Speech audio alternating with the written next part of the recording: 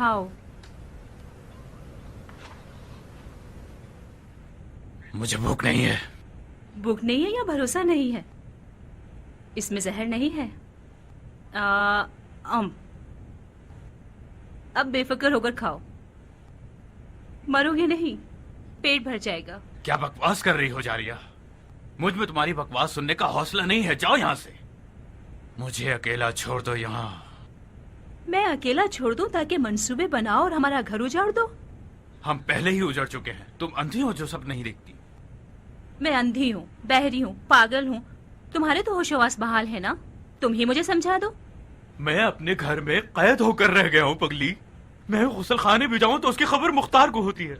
ये कोई छोटा अजाब है? इस घर से बेहतर तो कब्र होगी। ये सब तुम्हारा ही कसूर है। मैं कसूरवार हूँ या तुम? जाके मुख्तार के पैरों में गिर गई, इस कदर गिरिया किया कि वो हमारे गुरूर को कुचलकर हमारी जान बख्शने पर तैयार हो गया। अच्छा, मतलब तुम्हारी इस बिगड़ी हुई तबीयत और टेढ़े तेवर का राज वो अमाननामा है जो मुख्तार ने हमें दिया था। हाय, मैं मर जाऊं तुम्हारे पामाल शुदा गुरूर पर। जब एक मर्द का गुरूर पामाल हो जाता है तो उसकी गैरत रोने लगती है। मैं समझ सकती हूँ। याद है जिस दिन कूफे की औरतों ने तुम्हें पत्थर मारे थे? मैंने तुमसे कितनी इल्तमास की थी कि उमर चलो कूफा छोड़ देते हैं। अगर तुम्हारी गैरत रो रही होती तो तुम उसी दिन कूफे को 3 तलाक दे देते। तो तुम अच्छी तरह समझती हो उस मर्द के दुख को, गुरूर जिसका पामाल हो गया हो।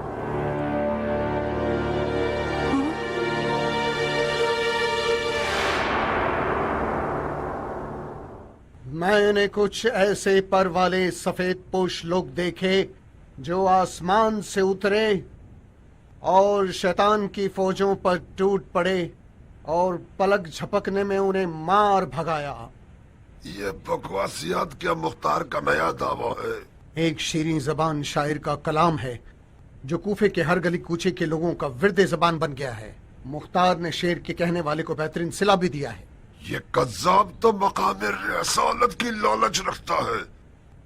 ऐ काश मैं नेज़े के साए की शर्त न रखता। ये तो इराक के सूरज की धूप के नुकसानात में से है जो इंसान का दिमाग खराब कर देता है और अकल ठिकाने नहीं रहती। वरना ये तो हम सबको पता था कि मुख्तार को मोहलत देना एक बहुत बड़ी गलती है। क्या बात है हकीम, क्या ये पाँव ठीक भी होगा या मर जाने के बेटे के पैर की तरह हमेशा के लिए सड़ गया है? आप खुद देख सकते हैं, उस हैबतनाक और ताफन वाले जख्म से अब सिर्फ एक मुख्तसर सी खराश बाकी रह गई है। वाकई घबराए मत, आंखें खोलकर अपने कादिम के मुआवजे को देखिए।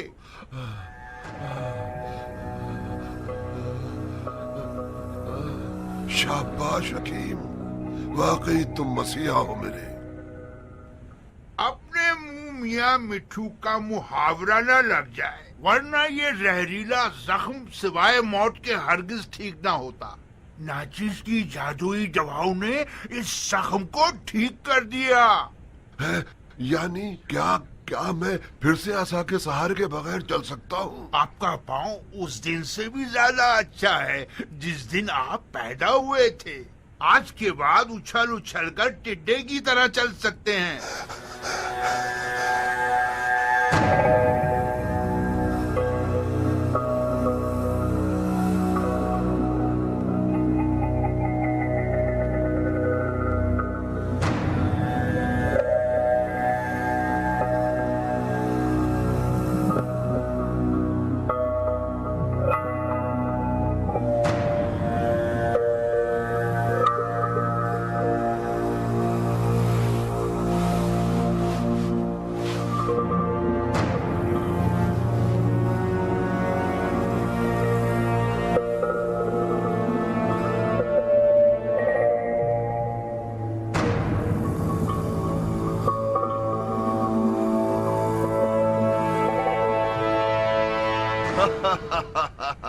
देख रहे हो बिनशस, मैं एक अजम की तलवार के जख्म से निजात पा गया। खुदा का लाखों करोड़ों शुक्र है शिम्र के लिए ये बहुत शर्म की बात होती कि उसका पांव उससे पहले कब्र में चला जाता, वो भी एक अजम की तलवार की ज़रब से। ये पैर जब तक ईरानी कयान के सीने की फसलियों को न तोड़ दे, शिमर माफ नहीं करेगा। ईरानी कियान से इंतकाम लेने के लिए अभी काफी वक्त पड़ा है। शेम्र, तुम्हारे पांव के जख्म ने हम सबको परेशान कर रखा था। अब जबकि हम इसके शर से निजात पा चुके हैं तो अब वक्त ज़ाय नहीं करना चाहिए। मुख्तार के जासूस लम्हा ब लम्हा हमारे करीब आते जा रहे हैं। मैं तैयार हूं। तमाम साथियों को बाखबर कर दो। आज ही रात हम कूफा से चले जाएंगे। मेरे पास मुख्तार की तरह पर वाले कासिद नहीं है जो फौरन पैगाम पहुंचा दें। आज रात तो नहीं जनाब शिम्र, कम से कम एक दिन का वक्त मुझे दरकार है कि तमाम साथियों को मुत्तला कर सकूं। मगर बहुत तेजी से काम लेना। तुम जानते हो कि मुख्तार एक जबरदस्त शिकारी है। बहुत खूब जनाब हकीम, वादा पूरा करूं? यह कबूल कीजिए। आपका ये एहसान किस हवाले से है? आपके इलाज का आखिरी हक ज़हमत है।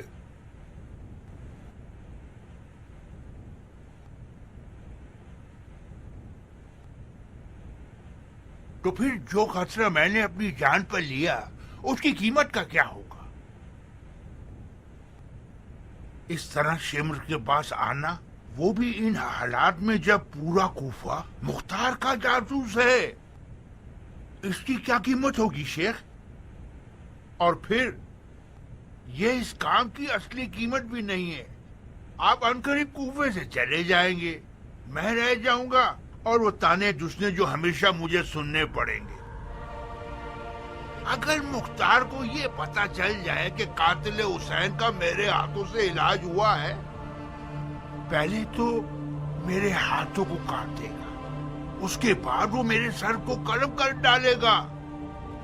हकीम साहब बिल्कुल ठीक फरमा रहे हैं शिम्र। हकीम के काम की कीमत नहीं लगाई जा सकती।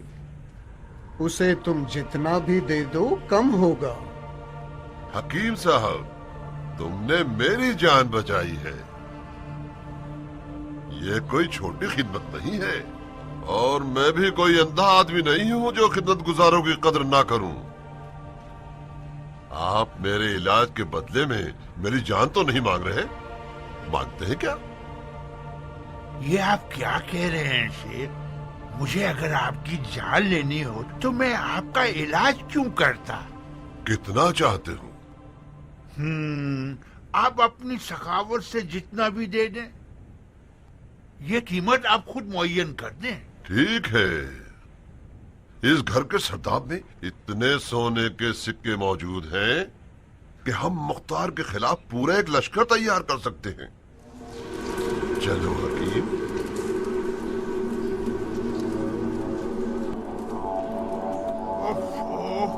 कैसी ताउकुल ज़दा बदबू आ रही है। हो सकता है उन मरे हुए चूहों की बदबू हो जो जाल में फंस गए हो। ये सरदाब सोना चुराने वाले चूहों से भरा हुआ है। ये लो हकीम, ये रहा डोल, और ये वो खजाना जिसका मैंने वादा किया था। जितना सोना इस कुएं से निकाल सको वो तुम्हारा हो।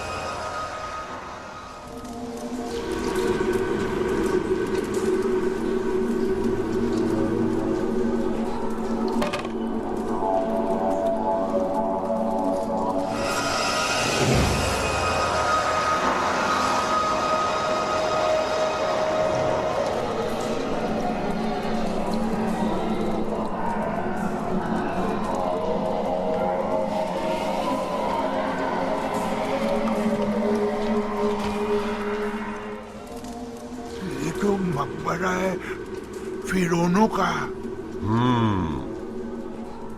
उन फिरौनों का मकबरा है जो सोने की बू सूंघ कर बदल जाते हैं और अपनी बात पर साबित कदम नहीं रहते।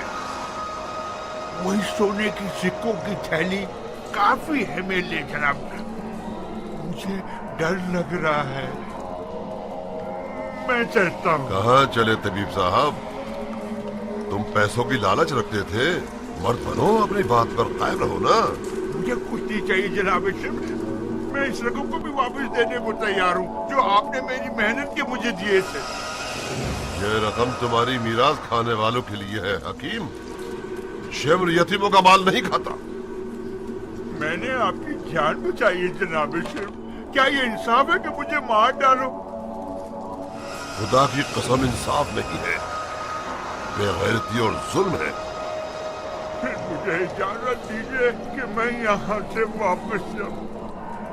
अपना जुर्म तो सुन लो इब्ने आयशस, तुम्हारा इल्म कानून से काफी ताल्लुक है।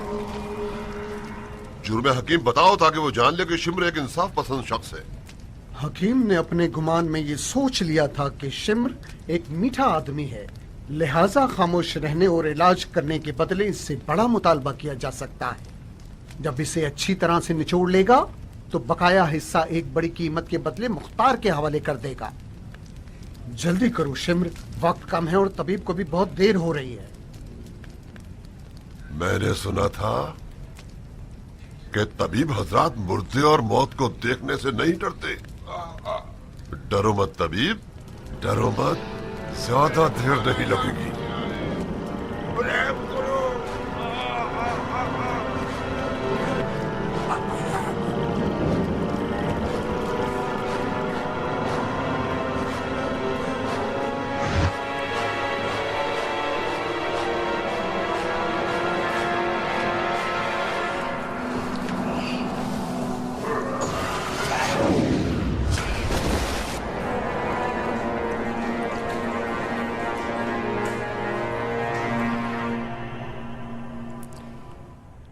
इस वक्त कूफे से भागने के लिए सबसे पुरअमन रास्ता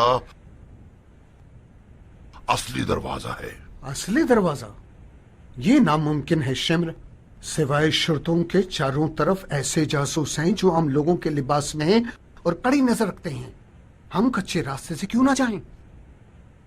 कूफे के कच्चे रास्ते में ज्ञान जैसा एक शिकारी जाल बिछाकर बैठा हुआ है और अपने शिकार के इंतजार में है। मैं कूफे के कच्चे रास्ते के चप्पे चप्पे से बखूबी वाकिफ हूँ। मुझे एक ऐसा रास्ता पता है जो किसी के वहम गुमान में भी ना होगा। मुख्तार के आदमी भी इसी भरोसे में हैं। वो समझते हैं कि हम खुफिया रास्तों से भागेंगे। हमें दुश्मन की सोच के खिलाफ चलना होगा। वो लोग सोच भी नहीं सकते कि हम लोग असली दरवाजे से भागेंगे।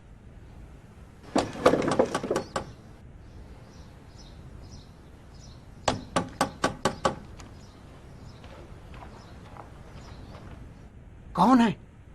मलकुल मौत। मैं तुम्हारे बड़े से सर को पका के अमीर मुख्तार के आगे पेश करूंगा। क्या ये तुम हो सन्नान?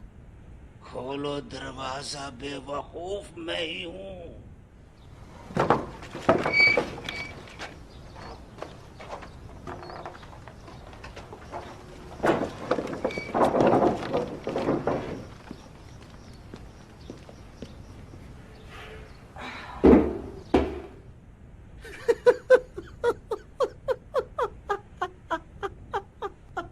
ये कैसा हुलिया बना रखा है? हम तुम्हारी तरह नहीं है कि अपना पैदाइशी हुलिया भुला दें। ये हुलिया बनाया इसलिए कि अपनी असली हालत पे आ जाएं।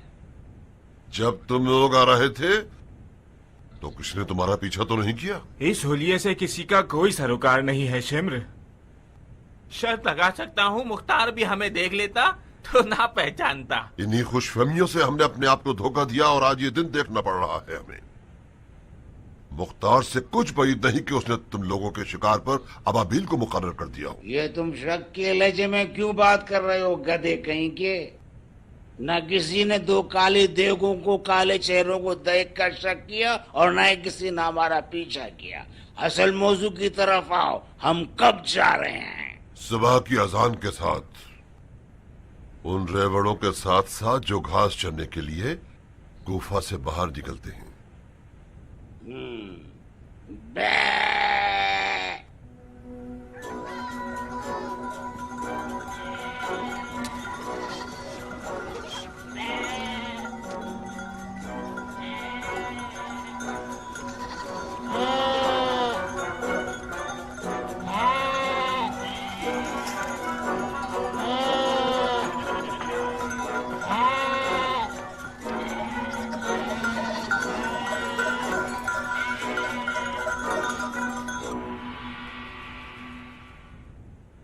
देखो उमर, मुख्तार ने पिछली हंगामा आराई के बाद अपने तमाम तर अहदनामे खत्म कर दिए हैं। छोटे और बड़े किसी पर रहम नहीं करता।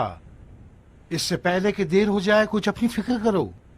मैं उसके खिलाफ हंगामा आराई में शरीक ही नहीं था। जो कुछ किया है शिमर और शबस ने किया है, और फिर उसने मुझे मकतूब अमान नामा दिया है। हाँ, क्या तुम वाकई मुख्तार के लिखे हुए पर भरोसा कर रहे हो? तुमसे ये बईद है उमर। तार उस अमाननामे के जरिए अपने सबसे बड़े दुश्मन में से एक को मैदान से दूर करना चाहता था, जो उसने कर लिया। बिला तकल्लुफ एक बात कहूं उमर, तुम अपनी बीवी के धोखे में आ गए हो। तुम्हारी आज ये जिल्लत बानो जारिया के करतूत की वजह से है, जिन्होंने अपने भाई से साज़बाज़ करके उमर साद अबी वकास को बूढ़ी औरतों की तरह खाना नशी बना दिया। अगर तुम मैदान में उतर आते तो मुख्तार का क़याम हरगिज कामयाब ना हो पाता। मुख्तार से बईद नहीं कि उसने किराए पर तुम्हें मेरे पास भेजा ताकि मुझे वसवसे करके शर्त तुड़वा दे। मैं क्या बेवकूफ हूं? मैं बाजी मुख्तार के हाथ में हरगिज नहीं दूंगा।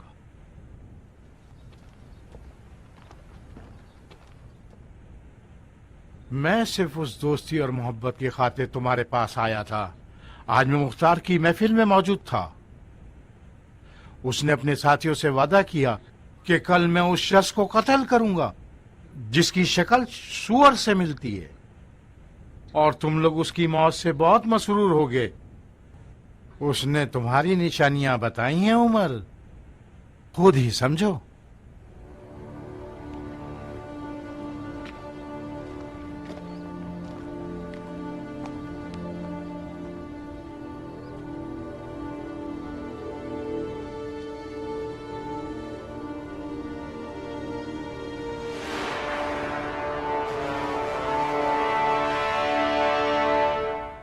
कहाँ चले उमर? कब्रिस्तान। मैं तुम्हारी शक्ल देख देख कर थक गया हूँ जारिया। तुम्हारी तबीयत तो ठीक है उमर, अपने दोस्तों के धोखे में मत आओ। वो लोग तुम्हें जोश दिला रहे हैं ताकि तुम मुख्तार से लड़ पड़ो। अगर मुख्तार में मुझसे लड़ने की हिम्मत होती तो इतने साल सब्र नहीं करता और मौके की ताक में ना रहता। वो धोखे से मुझे मखलूब करना चाहता है। मैं अपने भाई मुख्तार को अच्छी तरह से जानती हूँ। ये नामुमकिन है कि वो अपने वादे को तोड़ दे। बकवास बंद करो और इतना अपनी माँ और अपने भाई पे फख्र मत करो। दोबारा तुमने उसका तस्करा किया तो तुम्हारी जबान काट दूंगा। खुदा की कसम खाकर कहती हूँ, अगर तुमने वादा खिलाफी की तो मैं मुख्तार को इत्तला देकर तुम्हें रुस्वा कर दूंगी। मौका मिल सके तो जरूर अपने उस सींग वाले भाई को इत्तला देना। मेरी आज की ये जिल्लत तुम पर भरोसा करने का अंजाम है। तुम उस चाल का मजेदार निवाला हो जिसे मुख्तार ने मेरे लिए बिछाया है। तुम होश में तो हो उमर, ये क्या फजूलियात हैं? तुम्हारी और मुख्तार की जात एक ही है। तुम दोनों सरदारी और इख्तिदार के आशिक हो। तुम लोगों पर भरोसा करना हिमाकत है। तुमसे मेरी जवानी का इश्क आज शदीद नफरत में बदल गया है। मुझे भी काफी अरसे से एक सच बेचैन कर रहा है जो मैं बोलना चाहती थी। तुम कभी भी मेरे आशिक नहीं थे उमर। तुमने मुझे इसलिए शिकार किया ताकि मुख्तार को शिकार कर सको। जैसे का बदला वैसे ही दिया है मैंने। तुम भी तो मेरे इख्तिदार और शोहरत की आशिक थी। मेरी आशिक कभी ना थी। तुम उम्र साद की बीवी बनना चाहती थी ताकि अरब औरतों की सरदार बन सको। मैं अंधी थी उमर, मुझे अंदाजा नहीं था कि मैं किस जमीन में बीज बो रही हूँ। अब रहने दो जारिया। हम जितनी भी बातें करेंगे उतनी ही बात बिगड़ती जाएगी। तुम मलका बनने की आशिक थी और मैं अपने रकीब को कुचलने का आशिक था। मैं मानता हूँ कि हमने काफी खतरनाक खेल खेला। इसकी सजा भी मिलकर भुगत लेते हैं। ये क्या कर रहे हो उमर? तुम्हें निवाला बनाऊंगा, वो काम जिसका उस्ताद मुख्तार है। तुम्हें लुकमा बनाऊंगा ताकि मुख्तार को जाल में फंसा सकूं।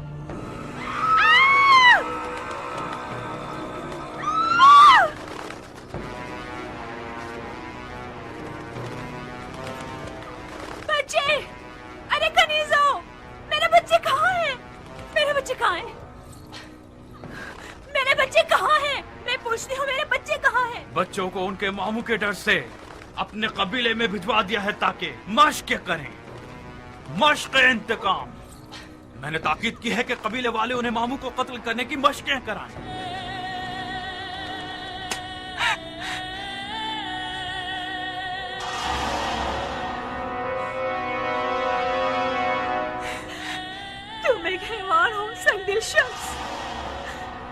एक सरदार के लिए हमेशा जीत ही सब कुछ होती है जारिया। अब तुम मेरे लिए एक दुश्मन की हैसियत रखते हो। इस बागी औरत को घर के सरदाब में कैद कर दो और मुंतजिर रहो जब तक मेरा पैगाम आए। लानत हो तुम पर उमर। मुझे अब पता चला कि तुम्हारे बारे में जो कुछ कहा जाता था वो सब सच था। मुझे अब समझ में आया कि तुमने हुसैन के घर वालों के साथ क्या किया होगा। मैं तमन्ना करती हूँ कि जिंदा रहूं और तुम्हारी मौत पर नाचूं, खुशी के कपड़े पहन के हर हर। ये तमन्ना तुम्हारे साथ कब्र में जाएगी।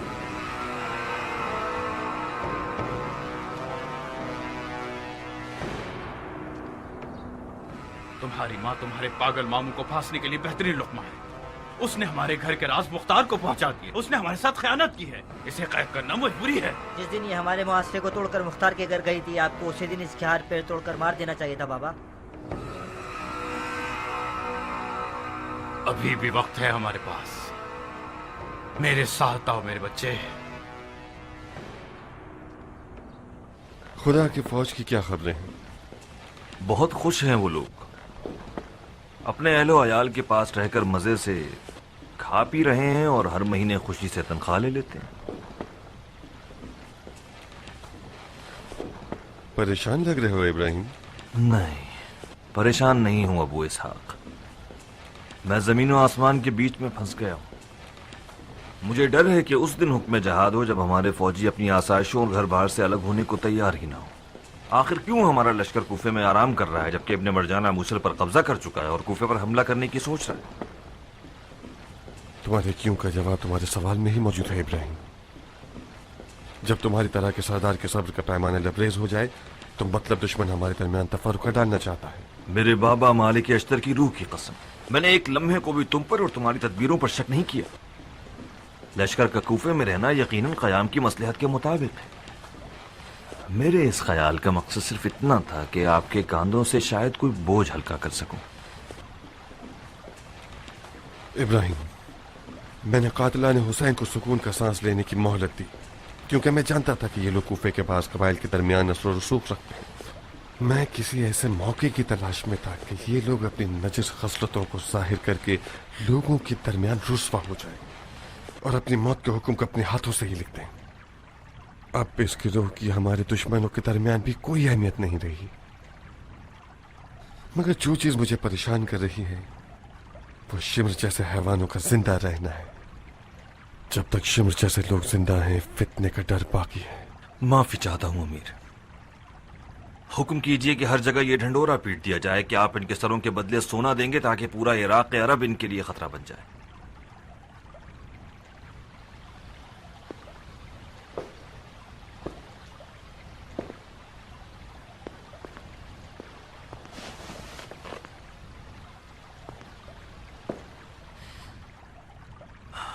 अगर अमीर को बुरा न लगे और बेजा दखलंदाजी ना कहलाए तो मैं भरपूर तरीके से मैदान में आकर फितने की जड़ें काटने को तैयार हूं।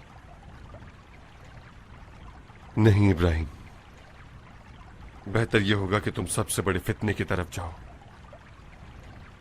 खुदा गवाह है कि मैं सबसे ज्यादा मरजाना के बेटे से लड़ने की तमन्ना रखता हूं।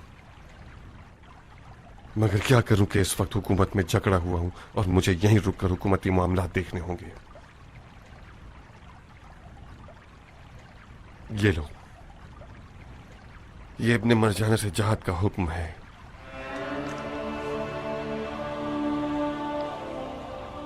सिर्फ इतना ध्यान रखना है इब्राहिम,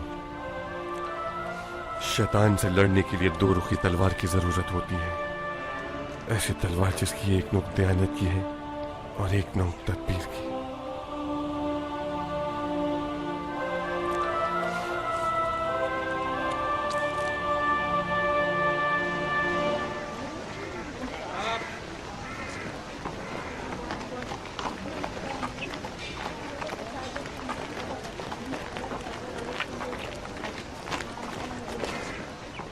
ले जाओ इसे। मेरा गधा, मेरा गधा, मेरा गधा। चलो। मेरे गधे को मारना मत। चलो। मेरे गधे को खाना मत। तुम्हें और तुम्हारे गधे को एक साथ तो नहीं ले जा सकते। इसके गधे का ख्याल रखो जब तक फैसला ना हो जाए। चलो।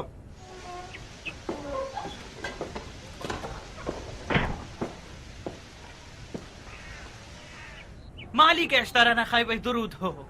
मुझे बचा ले, मुझे बचा लीजिए। आप मेरे और मेरे गधे की जमानत करा दीजिए। अहलन व सहलन सरदार। आहलन इब्ने कामिल, आहलन। मुजरिमों में से है क्या? शिम्र का गुलाम है और रुस्तम कहलाता है, ईरानी है। सुना है करबला में लकड़ी से उम्मे वहाब के सर पर मारकर इसने शेर दिल खातून को शहीद किया था। उफ मेरे खुदाया, क्या तुम वहां थे? मैंने भी सुना है कि मुख्तार कज्जाब है। तुम्हें यकीन आ जाएगा क्या? तुम शिम्र के गुलाम हो या नहीं हो? हाँ मैं हूँ गुलाम। सरकार आप ही बताइए, क्या शिम्र का गुलाम होना जुर्म है? बड़ा मारूफ नाम है तुम्हारा, रुस्तम। खुदा करे कि गैरतमंदी में भी रुस्तम पहलवान की मानंद रहो। मुझे बचा लो सरदार, तुम्हारी दाढ़ी की कसम मैं बेगुनाह हूँ। तो फिर अपने और गधे के बारे में परेशान मत हो। मुख्तार की अदालत को खासो आम सब जानते हैं। जाओ और अमीर मुख्तार की मदद करो ताकि शिमर लईन को शिकार कर सके। जाओ। रुस्तम एक शिम्र नामी देव का गुलाम था जो उसकी इजाजत के बगैर पेशाब करने की जुर्रत नहीं रखता था। मुझ पर हमाम जाना हराम था। सालों साल हमाम नहीं देखा मैंने। मैं मजबूर था कि मिट्टी से तहारत करूं और कच्ची जमीन पर ही सो जाऊं। कुत्तों का बचा हुआ खाना मिलता था। मैं तो मजबूरन शिम्र का गुलाम बना। मैं तो उसकी इताअत करने पे मजबूर था। रुस्तम एक चूटी को मारने के भी खिलाफ है। इंसान को कैसे मार सकता है? तुम्हारी फरियाद खत्म हो गई? जी मैं चुप हो गया। वाकईन तुम्हारा नाम रुस्तम है? नहीं जनाब, आपके खादिम का नाम फिशंग है। शिमर मलून मुझे रुस्तम पुकारता था और मेरे गधे को रख्श। बकौल उसके वो हमारी कौम और हमारे अफसानों के पहलवान का मजाक उड़ाना चाहता था।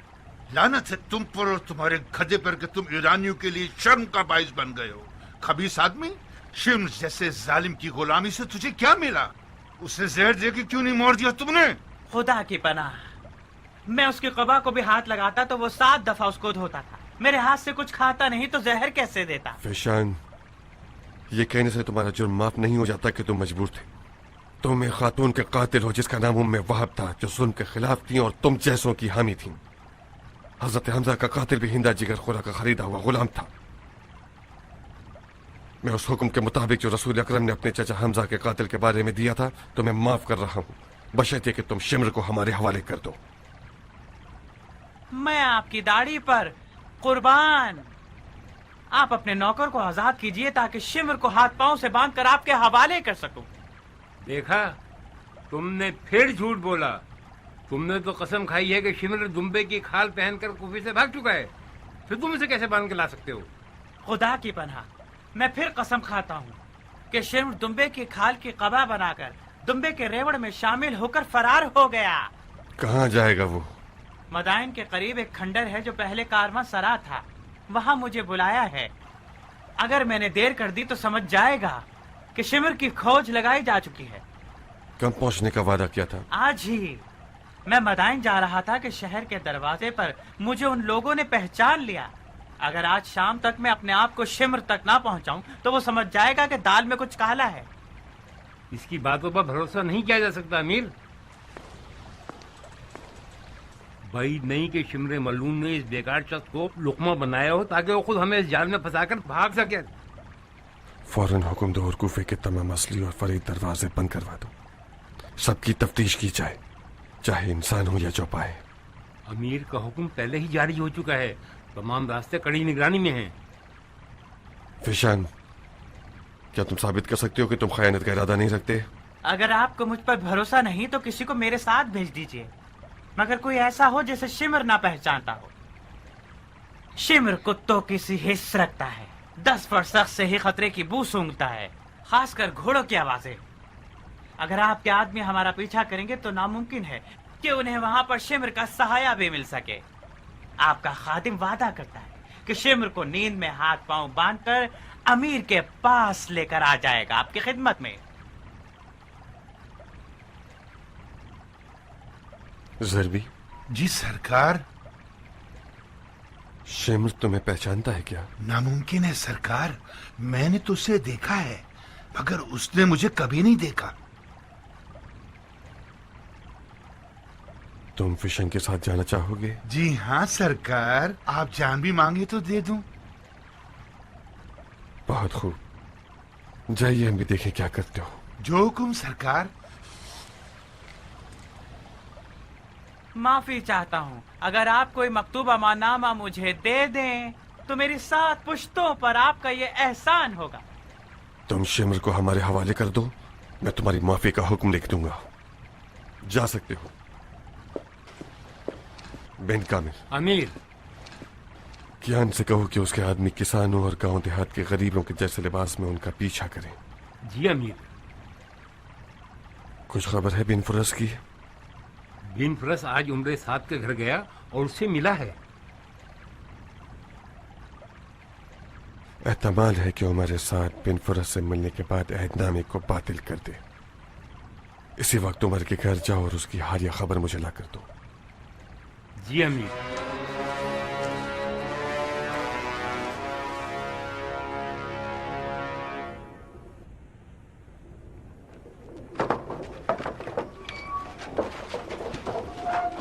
तुम्हारा मालिक कहाँ है? मेरा मालिक घर पे नहीं है सरदार। कहाँ गया है वो? अपने खानदान वालों से मिलने गए। ताज्जुब है, लगता है घर में बैठे रहने से उम्र साथ दिख गया है और हवा खाने गया है।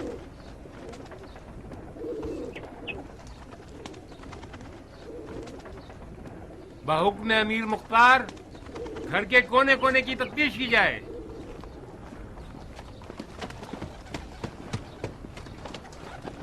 रहम कीजिए सरदार, अगर मालिक को इन सब बातों का पता चल गया तो वो हम सबको जिंदा दफना देगा। घर की मालकन कहाँ है औरत? सब गए हुए हैं, मालिक, मालकन, बच्चे। ये घर शुल्कों की कड़ी निगरानी में है।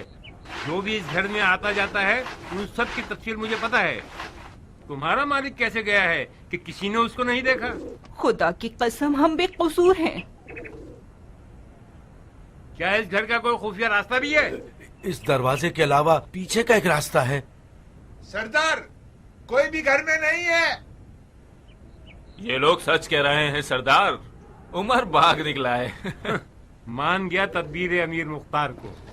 कैसे उस चूहे को उसके सुराख से बाहर निकाला है। उमर ने अपनी इस हरकत के साथ अमान नामे की शर्त को बातिल कर दिया और अपनी मौत का हुक्म खुद ही लिख दिया है। कुछ अफराद यहाँ रुक जाएं और हालात पर कड़ी नजर रखें। चलें।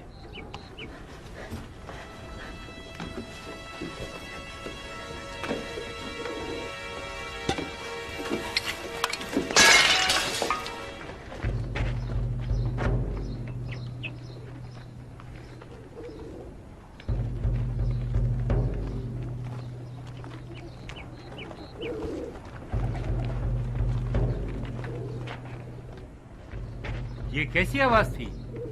बिल्लियों की आवाज है। बिल्ली? क्या तुमने बिल्ली की मियाऊं की आवाज सुनी? पानी का मटका टूटने की आवाज थी। जो कुछ भी है इस सरदाब के अंदर है। यकीन कीजिए बिल्ली की आवाज है। हमने सरदाब में बिल्ली छोड़ी है ताकि चूहों को खा जाए। यकीनन उसी बिल्ली ने कोई कूजा तोड़ दिया होगा। खुदा करे कि तुम लोगों का झूठ सच हो जाए, वरना तुम सबकी जबानें काट कर तुम्हारे कानों पर टांग दूंगा। दरवाजा है सरदार, तोड़ दो।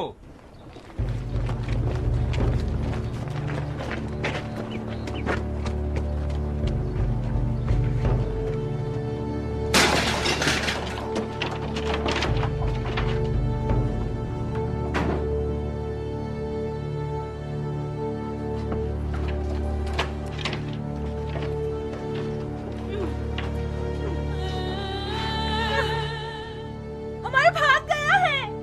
उमर भाग गया है।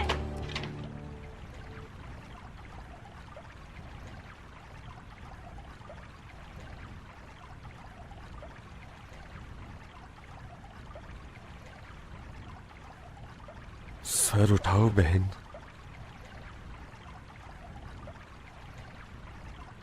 मुझे देखो। सालों से बहनों वाली नजरें देखने को तरस गया हूं। मैं बहुत शर्मिंदा हूँ भाई।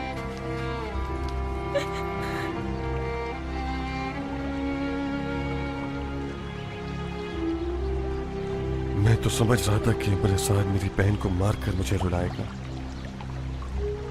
ये जो तुम जिंदा रह गई हो यही काफी है। मैं सालों तक एक झूठे इश्क की हवस की आग में असीर रही हूँ। मैं अंधी थी, ये न समझ सकी कि शैतान से रिश्ता जोड़ लिया है। मैं ये न समझ सकी कि शैतान के बच्चे को अपने पेट में पाल रही हूँ। मेरा बच्चा, मेरा टुकड़ा, जो बच्चा मेरे खून और दूध से परवान चढ़ा है, आज वो अपने बाप के साथ मिल गया है कि अपनी माँ को मार दे। लानत हो तुम्हारी गलीस तकदीर पर जारिया, लानत हो। अपनी तकदीर हम खुद बनाते हैं मेरी बहन। जिन दिनों तुम उम्र के इश्क में दीवानी थी, मैंने ये देख लिया कि तुम्हारी खुशनसीबियों का परवाना तुमसे दूर हो गया है। मेरी मुखालफतें भी तुम्हारे सियाह बख्त को सफेद न कर सकी। काश आप मेरा सर काट देते भाई, काश मेरे पाँव तोड़ के डाल देते, काश आप मुझे इजाजत न देते कि शैतान के हुजले पर कदम रखूं। अगर तुम मेरी सगी बहन होती, अगर हम एक माँ की औलाद होते, तो खुदा की कसम मैं जमीन और आसमान एक करके इस गलत रिश्ते की रुकावट बन जाता। मगर सिवाय रजामंदी के और कोई रास्ता नहीं था मेरे पास। मैं जो भी करता था उसके बाद के जुमले नहीं झेल पाता। तुम मेरी माँ क्यों नहीं थी दुआ? हाय खुदाया, हमारी गलतियों को माफ फरमा। आओ मेरी बच्ची, आओ कि तुम्हारी माँ की आगोश में सारी जिंदगी का अफसोस भरा है। आओ।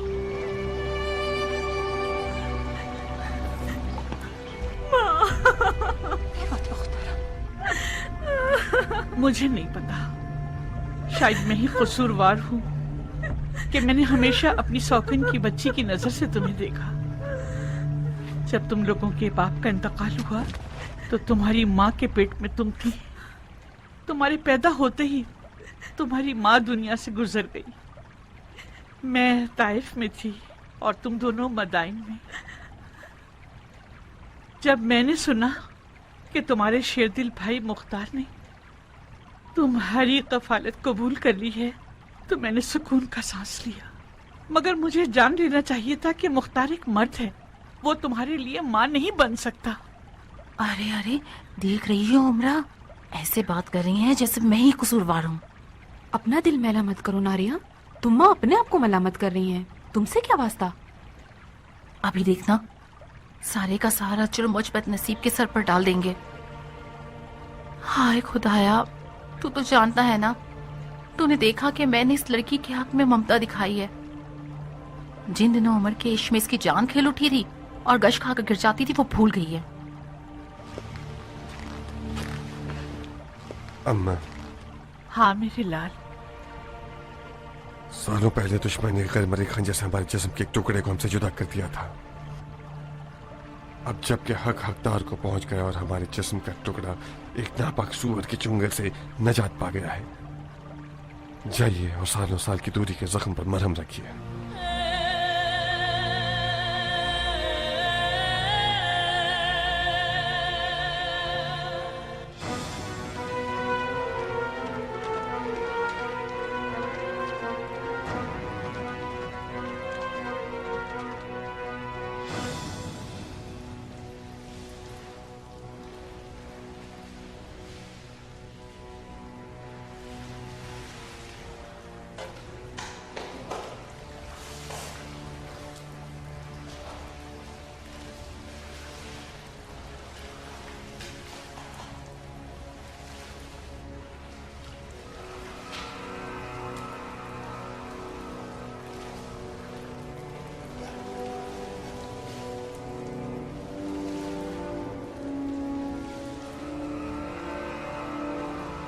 नहीं, मुझे वाजिब पे गुस्ल करना है। क्या यह जुर्म है? बाबा जान, आप जानते हैं हम क्या कर रहे हैं? हाँ मेरे बच्चे, हमें नहाना है। इन हालात में नहाना ठीक रहेगा? हालात? कैसे हालात? ठीक है, सब ठीक है। मुख्तार ने यह नहीं किया कि मैं वाजिब काम छोड़ूं। मुझे वाजिब गुस्ल करना है मेरे बेटे। नहाने के बाद हम कुछ हल्के हो जाएंगे और मजीद बेहतर सोच सकते हैं। अस्सलाम वालेकुम। वालेकुम अस्सलाम।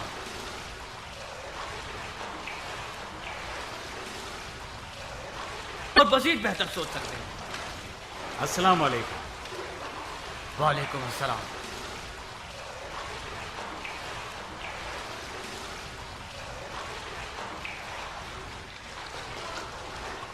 ये तुम हो उमर? तुम होगे उमर, मैं नहीं। ताज्जुब है, जो अरब अपने मशहूर लोगों को ना पहचाने उसे तो मर जाना चाहिए। तुम और तुम्हारा मरहूम बाप अरबों के फकर का बाइस हो। लानत हो शैतान पर। मेरे भाई, तुम्हें मुझसे क्या वास्ता है? मैंने कहा ना कि मैं उमर नहीं हूं। ताज्जुब है, तो फिर उमर साद जैसे क्यों हो? तुमसे क्या वास्ता? तुमसे क्या वास्ता कि मैं उम्र साद की शबीह क्यों हूं? तुम्हें हक है कि अपना नाम छुपाओ। खुदा उसके और उसके बेटे की मजालिम का बदला उससे जरूर ले। उसने वो काम किया है कि अरब के इज्जतदार लोग उसके खानदान से भी मेल मिलाप रखने से कतराने लगे। बहुत अफसोस होता है इस हाल पर कि एक अरब का इज्जतदार आदमी अपने गुलाम को अपनी सवारी पर घुमा रहा था ताकि वो खामोश रहे, किसी को कुछ ना बताए और उसके छुपने की जगह का बांडा ना खोल दे। तुम्हें यकीन आता है उमर? ओ ठीक आदमी, मैं उमर नहीं हूं। आखिर ये बात तुम्हारे दिमाग में क्यों नहीं बैठ रही? तुम्हारी जान की कसम मेरा दिमाग तो बात मान लेता है, मगर मेरी आंखों को यकीन नहीं आ रहा। मुझे खुशी है कि तुम मुख्तार की चुंगल से निकल गए हो। मैं भागा हूं? मैं क्यों भागा हूं? चलो बाबा। ये जगह कूफे की हदूद में नहीं है। तमाम कूफे वाले जानते हैं कि उमर साद इब्न अबी वक्कास मुख्तार के अमान नामे के तहत कूफे से नहीं निकल सकता, और आप उमर के उस हम्माम में हैं जो कूफे से बाहर है। उमर का हम्माम? कौन से उमर का? आपका दिमाग तो खराब नहीं हो गया भाई साहब? आपको हमसे क्या वास्ता जो इतना तंग कर रहे हैं? चलो बाबा, चलो। ये शख्स किसी दौर में बहुत ऊंचा उड़ा करता था। खुदा की कुदरत देखो क्या हाल हो गया है इसका। खुदा की लाठी भी शख्स किसी दौर में बहुत ऊंचा उड़ा करता था। खुदा की कुदरत देखो क्या हाल हो गया है इसका। खुदा की लाठी भी आवाज होती है भाई, ये जिंदा सबूत है। ये कौन से नहाने का वक्त था बाबा? देखा ना, उन्होंने आपको पहचान लिया। जल्दी करें, हमारे पास वक्त नहीं है। कहाँ जाए दरबदर कहीं के? कहाँ जाए कमबख्त? अबू उमरा के आदमी और जासूस चारों तरफ फैले हैं। हाय क्या गफलत हो गई। यकीनन वो मनहूस बिन खुरस भी मुख्तार का जासूस होगा। हमें धोखा दिया था कि हम शर्त तोड़। मुझे घर जाकर तुम्हारी माँ की दिलजोई करनी होगी। अब वो सब कुछ हो चुका है जिसे नहीं होना चाहिए था। मुख्तार किसी एक बहाने की तलाश में था जो उससे मिल गया। अब हम जाएं या ना जाएं, उसने अपना अमान नामा बातिल कर दिया है। अगर जाएं तो उम्मीद है कि अजमी सरदार से बच सके। बात सुनो बेटा, अगर तुम जरा सी चालाकी दिखाओ जैसे कि तुम हो चालाक, एक चाल है जिसके जरिए हम इस परेशानी से बआसानी निकल सकते हैं। मुझे क्या करना होगा? आओ इधर आओ, बताता हूँ।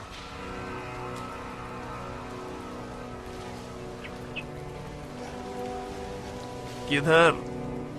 मुझे मुख्तार से मिलना है। तुम्हारा नाम क्या है शहजादे? मैं उम्र साद का बेटा हूँ, मुख्तार सकफी का भांजा। अच्छा, आइए, आपके मामू आपकी मुंतजिर हैं। खुशामदीद। मेरे वालिद ने हरगिज वादा खिलाफी नहीं की और ना ही करेंगे। हम अपने बागात और जमीनों को देखने के लिए कूफा से बाहर गए थे। हम जमीनों तक पहुँचे ना थे कि मेरे वालिद साहब को अफसोस हुआ कि आपको इतला क्यों ना दी। मुझे भेजा ताकि आपको बाखबर कर दूं। वो खुद क्यों नहीं आया? उन्हें शर्मिंदगी महसूस हो रही थी। शायद गुरूर का मसला आड़े आ गया हो। आप मेरे वालिद पर शक क्यों कर रहे हैं? वो कभी वादा खिलाफी कर ही नहीं सकते। फिलहाल तो तोड़ चुका है बेटा। कैसे तोड़ा होगा मामू? आपने उन्हें अमान नामा दिया, उन्होंने कबूल कर लिया कि आप और आपकी हुकूमत के खिलाफ कोई कदम ना उठाएंगे। तुम्हारी माँ कहाँ है? घर में है। पक्की बात है? जी हाँ, जब मैं और बाबा घर से निकले वो घर में थी। तुम्हारे माँ बाप के दरमियान कोई बहस नहीं हुई? बहस किस बात की? इस बात की कि इजाजत के बगैर घर से न निकलो। अजीब सी बात कर रहे हैं। उन दोनों में बहस क्यों होनी चाहिए जब ये तय है कि हम सिर्फ जमीनों और बागात को देखने जा रहे हैं। अभी तुम्हारा बाप कहाँ है? बाबा जान बागात को देखकर ही घर वापस आएंगे। बहुत खूब, तुम यहीं रहोगे जब तक तुम्हारे बाप को न देख ले। क्या ये जरूरी है कि मैं यहाँ रुकूं? हाँ, जरूरी है।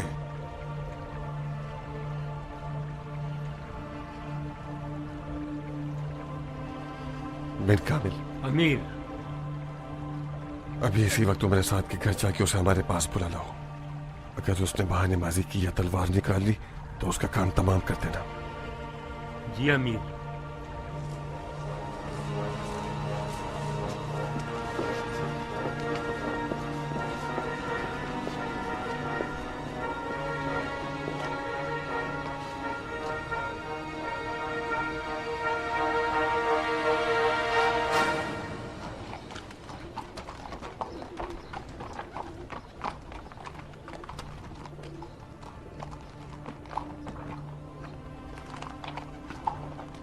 अबू हारिस!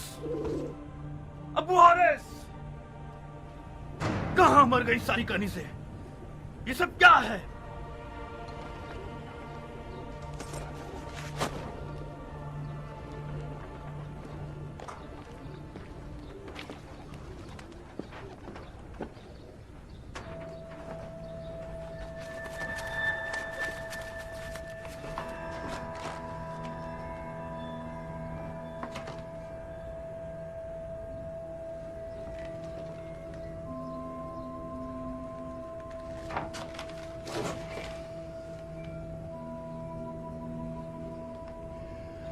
इस आस्तीन के सांप ने बिलाखिर अपना जहर उगल दिया।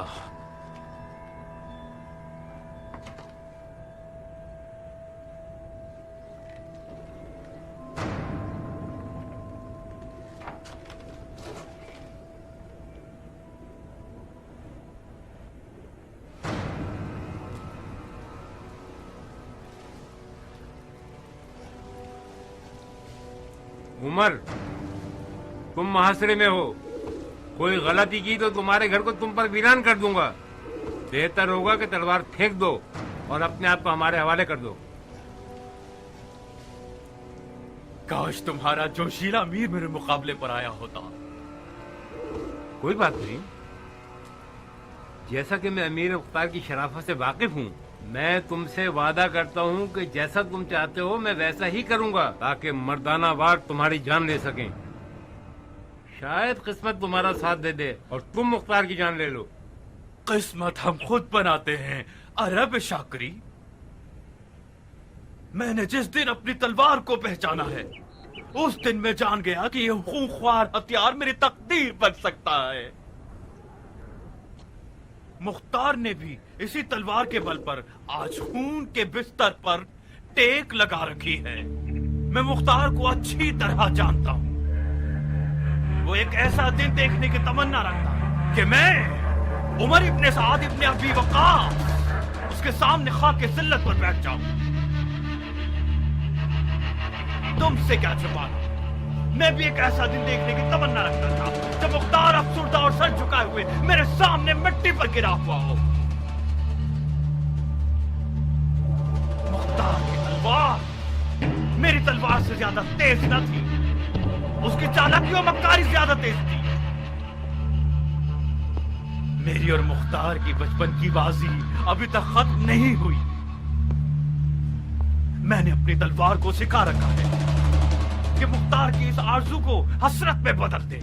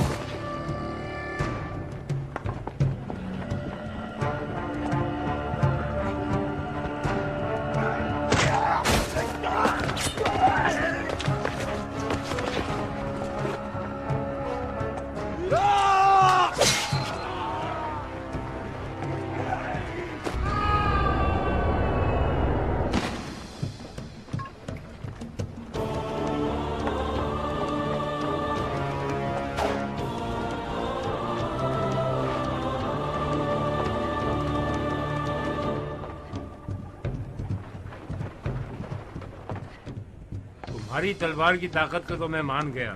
अगर तुम हिमाकत न करते तो तुम्हारी और मुख्तार की जंग देखने वाली होती। तुम जो मुख्तार के हाथों के पले हुए हो, आगे बढ़ो, इन बेचारों का खून क्यों जाया करते हो? कोई बीच में ना आए।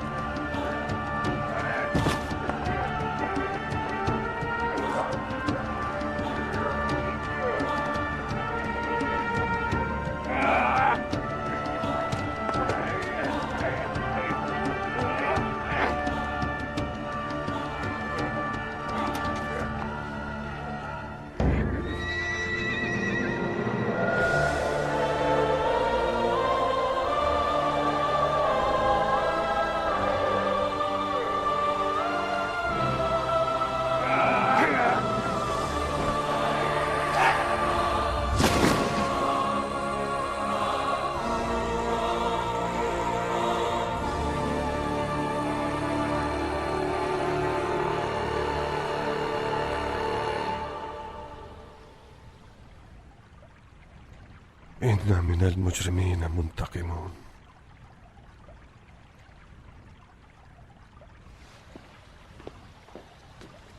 तुम्हारे हाथ कट जाए मुख्तार। तुम और तुम्हारी चालबाज बहन ने मेरे बाप को धोखा देकर खाना नशीन बना दिया। अगर वो तुम्हारे झूठे अमाननामे पर भरोसा ना करते और मैदान में उतर आते तो आज तुम्हारा सर इस तश्त में होता।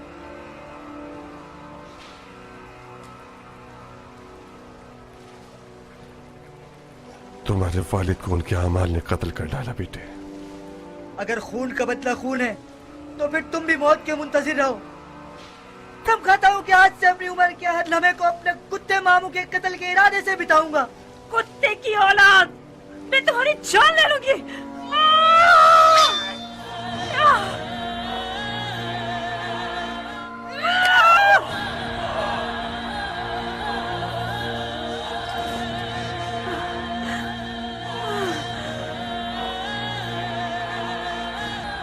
मैंने कसम खाई थी कि तुम दोनों के सुल में खुशी के कपड़े पहनकर हिला करूंगी।